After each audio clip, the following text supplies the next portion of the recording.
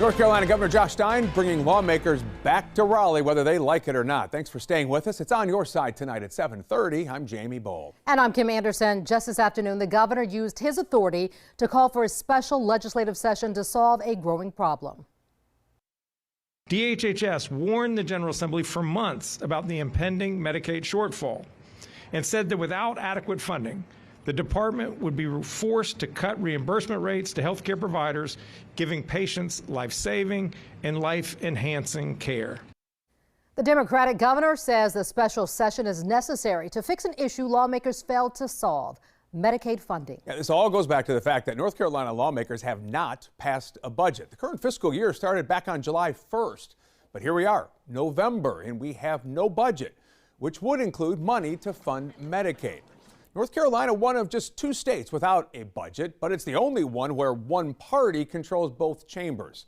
Republicans in the House and Senate went back and forth over separate issues that do not involve Medicaid. In fact, I spoke with Zach Enos of Axios Raleigh about the budget several months ago, and more importantly, what's the holdup? The holdup is really it's a fight over what taxes will look like in the coming years, specifically income taxes. The way the law is currently written, it's supposed to sort of stair step down with the income tax sort of decreasing every year.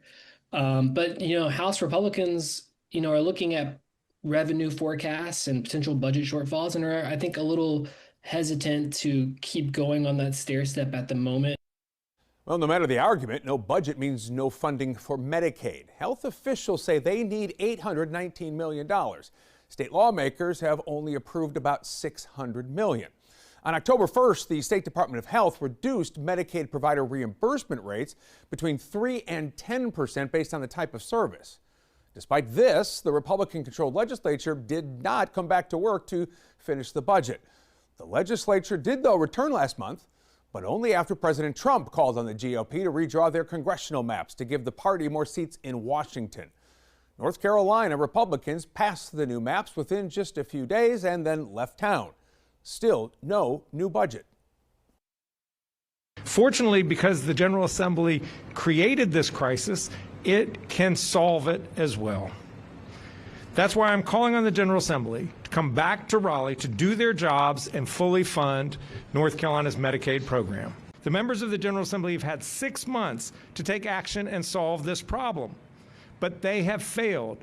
They have failed North Carolina. They have failed the people of North Carolina. And now they have packed up and left town, ostensibly, until next year. All right, so let's take a look at the numbers here. 1 in 4 people, keep this in mind, in North Carolina rely on Medicaid. 50% of all births in the state are covered as well by Medicaid. People living in our rural communities, they make up 19% of our state population, but note the number here. They are more than 36% of the Medicaid expansion population. Now, some may wonder, why doesn't the state, help fill this lack of funding dealing with all of this? Well, North Carolina does have a contingency fund, but the governor is restricted from it. There is a Medicaid contingency fund. The legislature has written the law so that I can't access it without them making an additional appropriation. I would welcome them changing the law. In fact, I suggested to them, modify this law, let us grab that money for this one-time use. Now, it would create a greater fiscal hole going into next year, but at least at that point, we would have had enough money in the account so that, as the secretary said, we wouldn't be spending money on a credit card. We would actually be using a debit card. All right, so there's the governor today. What about lawmakers? What are they saying? State Democrats shared a statement with WBTV calling the governor's demand the right thing. State party chair writes, in part, lawmakers decided to leave Raleigh without making sure that public employees or state employees across North Carolina have the raises that they need right now, while also single-handedly raising their health care copays from $55 to $110 in the state.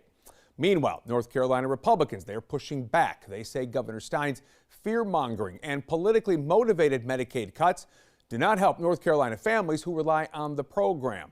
The fact is, no changes needed to have been made when Governor Stein chose to do so.